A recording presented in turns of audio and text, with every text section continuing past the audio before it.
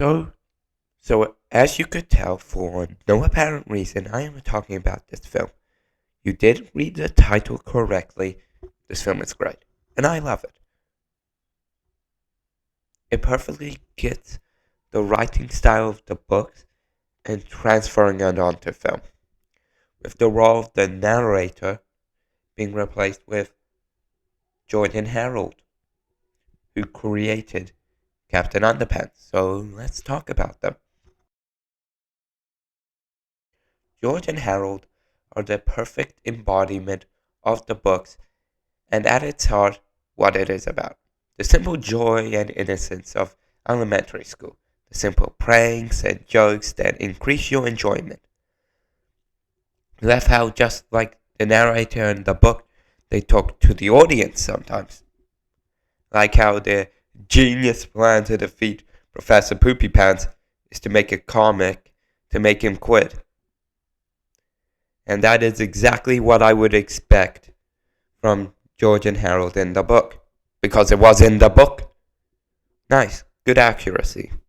That would be a good segue into how the film is an adaptation, but there is still more to talk about. I love how at the end they realize why Mr. Krupp is so sad and mad because he is alone. It is a good realization, which gives the film a good sense of depth. Won't act like the Captain Underpants film is some emotional masterpiece or something. No, it isn't that at all. It just gives the film some needed depth, so it's just not joke, joke, joke, joke. So George and Harold set him up on a date, which is okay. Then it switches to a setup for the sequel that I don't think we will ever get. Let's now talk about George and Harold's greatest creation, the amazing Captain Underpants. Captain Underpants and Mr. Krupp is the perfect representation of how your outlook determines your enjoyment with life. While Krupp was mad and infuriated with the carnival, Captain Underpants was playing with the kids. Then, when Krupp starts being a bit happier, his life and enjoyment with it improves. I should mention how fun the comedic bits with Captain Underpants are, and how they enhance the experience and get to the heart of the book. We join the hero at taking care of him because, for all intents and purposes, he is a child that understands English. No, he's a baby. Where he needs to be watched at all times so that he doesn't do something stupid. Then the one time where George and Harold don't intervene, he gets in trouble and hires a mad scientist that tries to destroy the world. All because people laughed at his name.